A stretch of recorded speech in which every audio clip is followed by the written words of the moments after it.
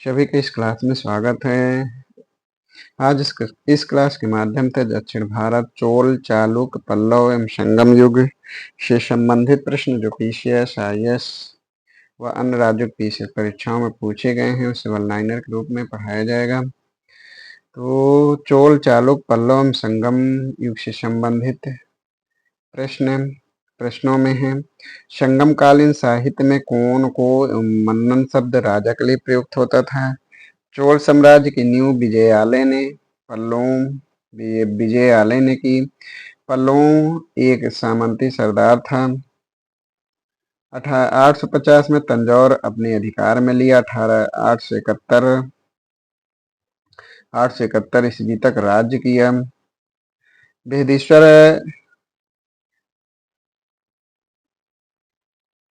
बृहदीश्वर मंदिर ये चोल स्थापत्य का उत्कृष्ट नमूना था। तंजौर के शिव मंदिर के लिए प्रसिद्ध है। बृहदीश्वर मंदिर चोल स्थापत्य का उत्कृष्ट नमूना था। तंजौर शिव मंदिर के लिए प्रसिद्ध है, जो राजराजेश्वर नाम से भी प्रसिद्ध है। इसका जो निर्माण है वो राजराज प्रथम के काल में द्रविड़ शैली में। इस मंदिर परिसर में एक भारी भरकम नंदी की मूर्ति है, जिसे भारत का विशालतम नंदी मूर्ति माना जाता है। चोलों का राज्य कोरोमंडल तट दक्कन के कुछ भाग तक फैला था, जैसे उदयपुर, कवेरीपट्टनम, तंजावुर आदि। इनकी राजधानी तंजौर थी।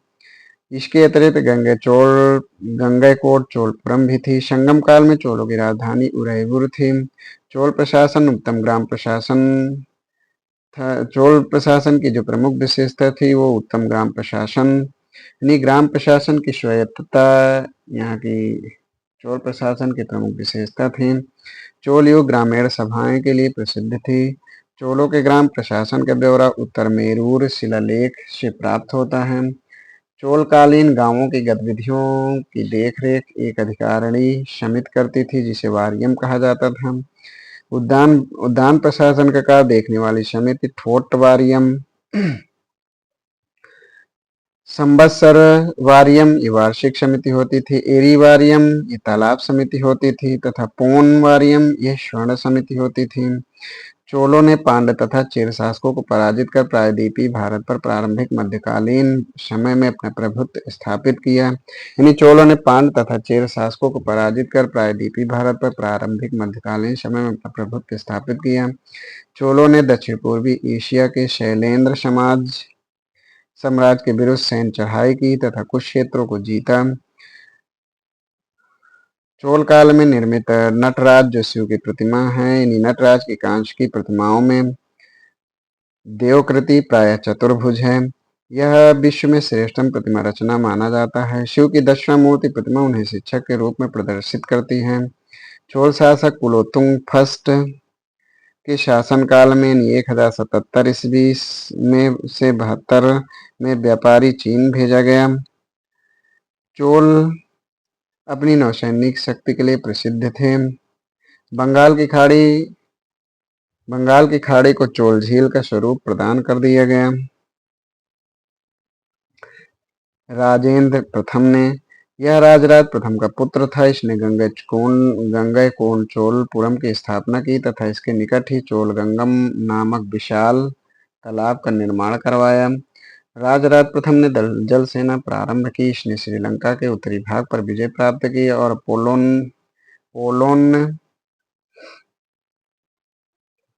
पोलोनरुआ को इस क्षेत्र की राजधानी एवं इसका नाम जननाथ मंगलम रखा।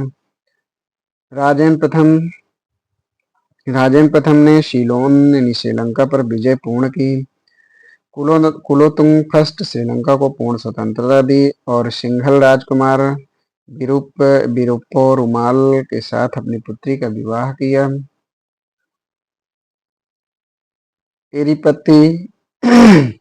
एरीपत्ती भूमि जिससे मिलने वाला राजस्व से ग्राम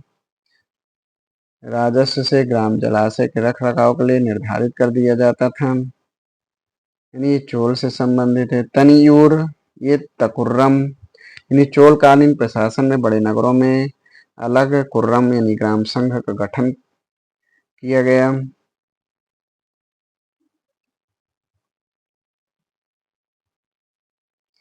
घटिका 7वीं 8वीं शताब्दी में दक्षिण भारत में प्राय मंदिरों के साथ संबद्ध विद्यालय थे।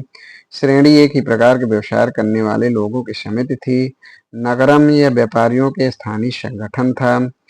मणिग्रामम नानादेशी यानी मणिग्राम नानादेशी या विदेशी व्यापार से संबंधित थी। तगर प्राचीन भारत का एक महत्वपूर्ण व्यापारिक केंद्र था। यह कल्याण और बेंगी के मध्य स्थित था। चालुक्य वंश का सबसे महान शासक पुलकेशिन द्वितीय, जिसका समय 610 से 642 ईस्वी है। इसकी उपलब्धियों का विवरण ऐहोल अभिलेख में प्राप्त होता है। चालुक्य शासन काल में महिलाओं के प्रशासन में उच्च पद प्रदान किए जाते थे। चालुक्यों की राजधानी वातापी थी। वर्तमान बादामी जो कर्नाटक में है 6ठी शताब्दी में चालुक्यों की राजधानी थी। ऐहोल के उत्कीर्ण लेख में कालिदास का उल्लेख मिलता है। ऐहोल जो पुलकेशियन सेकंड का है।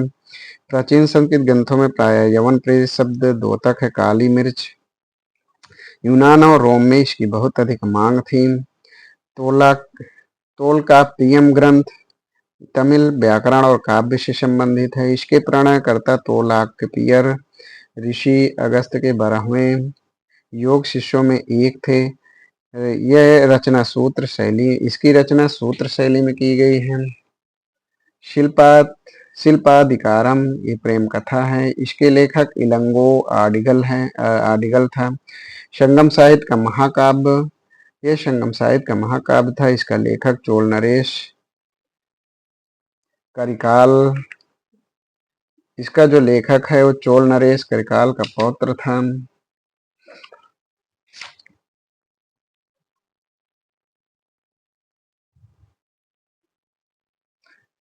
तिरुकुरल यह दर्शन है। मणिमेखले यानी वाणी कथा अरिकामेडु से रोमन बस्ती प्राप्त हुई।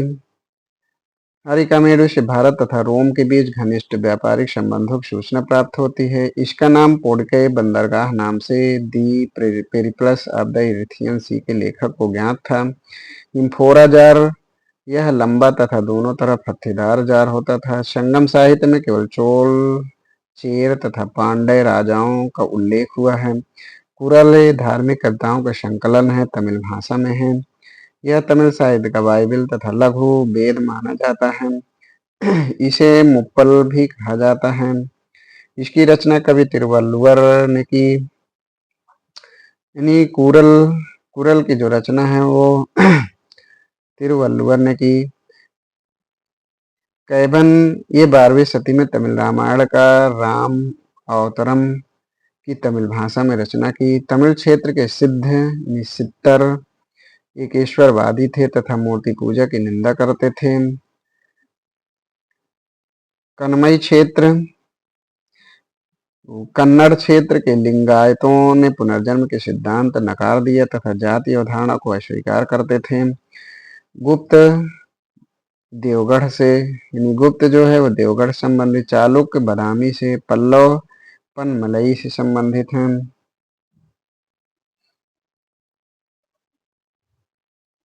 मणिग्रामम प्राचीन भारत में व्यापारियों का निगम था। दक्षिण भारत का प्रसिद्ध तकपोलम का युद्ध चोल एवं राष्ट्रकूटों के मध्य हुआ, परंतु फर्स्ट के अंतिम दिनों में राष्ट्रकूट शासक कृष्णा थर्ड ने पश्चिम गंगो यानी बुतुंग की सहायता से तक्कोलम के युद्ध में चोलों को परास्त किया और तंजौर पर अधिकार कर लिया। कृष्ण थर्ड इस उपलक्ष्य में तंजौर की उपाधि धारण की। संगम युग में उदयपुर कपास के व्यापार का महत्वपूर्ण केंद्र था। पांड राज्य की जीवन रेखा बेंगी नदी को कहा जाता है। संगम युग में पश्चिमी तट में स्थित पत्तन नौरा तोंडी यानी संगम युग में जो पश्चिमी तट पर स्थित पत्तन यानी बंदरगाह थे नौरा तोंडी मुसरी और नेलीशंडा। संगम का तात्पर्य है कवियों की गोष्ठी। संगम युग में दक्षिण भारत में पांडव राजाओं के संरक्षण में 3 संगम आयोजित किए गए। प्रथम मदुरई जिसका अध्यक्ष अगस्त ऋषि थे। द्वितीय कपाटपुरम अल्लैवाई जिसके जो अध्यक्ष थे वो अगस्त ऋषि तथा बाद में तोल्काप्पियर हुए। तृतीय मदुरई में हुआ, इसके अध्यक्ष नक्कीरर थे। दक्षिण भारत का आरकरण किया, उन्हें आर बनाया। महर्षि अगस्त ने इन्हें तमिल साहित्य के जनक कहते हैं। पल्लव की राजधानी कांचीपुरम, पांड की राजधानी मदुरई, चोल की राजधानी तंजौर, चेर जो केरल में, इनकी राजधानी वांजी या वांची। होयसल की द्वारसमुद्रम थी। मतवालिन ये चीनी यात्री चालुक्यों के शासनकाल में चीन और भारत के संबंधों का विवरण दिया। कदम्ब राजाओं की राजधानी बनवासी थी। इस वंश की स्थापना मयूर शर्मन ने की थी। कदम्ब राजा को पुलकेशिन सेकंड ने अपने राज्य में मिला लिया। मोटूपल्ली ये काकती राज्य का महत्वपूर्ण समुद्र पत्तन था। वर्तमान में आंध्र प्रदेश के कृष्णा जिले में है। दक्षिण भारत के पांडवंश के राजा ने रोम राज्य में एक दूत 26 ईसा पूर्व भेजा था। मीनाक्षी मंदिर मदुरई में है, इनका निर्माण पांडवों ने। वेंकटेश्वर मंदिर ये तिरुमाल आंध्र प्रदेश में है। बेल्लूर मठ ये हावड़ा पश्चिम बंगाल में है। तो आज इतना ही, यानी आज दक्षिण भारत, चोल, चालुक, पल्लव एवं संगम इनसे संबंधित जो महत्वपूर्ण प्रश्न हैं उनको वन लाइनर के रूप में पढ़ाया गया। नेक्स्ट वीडियो में, यानी नेक्स्ट क्लास में प्राचीन साहित्य एवं साहित्यकार के विषय में, साहित्यकार से संबंधित प्रश्न जो इन परीक्षाओं में पूछे गए हैं वन लाइनर के रूप में पढ़ाया जाएगा। धन्यवाद।